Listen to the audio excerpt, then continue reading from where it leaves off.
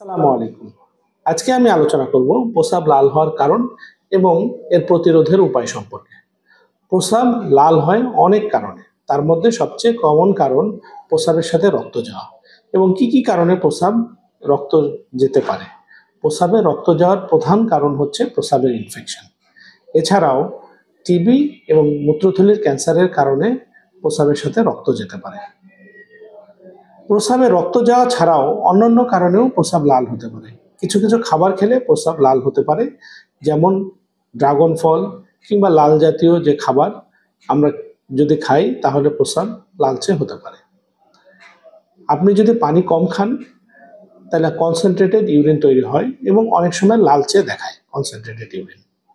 তাই প্রস্রাব লাল হওয়া মানেই যে অসুখ তা নয়, কিন্তু মনে রাখতে হবে যদি কখনো প্রস্রাবের সাথে রক্ত যায় কিংবা লালচে প্রস্রাব হয় তাহলে আমাদের সতর্কতা অবলম্বন করা উচিত। আমাদের ইউরোলজিস্টের শরণাপন্ন হওয়া উচিত।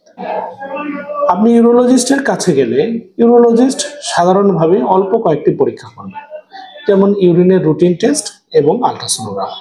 এই সহজ দুটো পরীক্ষা করলেই আপনার মূত্রথলিতে টিউমার কিংবা মূত্রথলির ক্যান্সার আছে কিনা তা ধরা পড়ে। ফলে সাধারণ পরীক্ষার মাধ্যমেই যে কোনো কঠিন অসুখের একটি আভাস পাওয়া যায়। এবং মনে রাখতে হবে যে কোনো ক্যান্সার প্রাথমিক অবস্থায় যদি ধরা পড়ে তাহলে তার চিকিৎসা সহজ এবং সম্পূর্ণ কিউরেবল। কিন্তু যদি ক্যান্সার লেট স্টেজে ধরা পড়ে তাহলে সেটা সম্পূর্ণ কিউরেবল না। এই জন্য প্রস্রাবের সাথে রক্ত গেলে আপনি ইউরোলজিস্টের শরণাপন্ন হন এবং তার পরামর্শ নিন। ধন্যবাদ।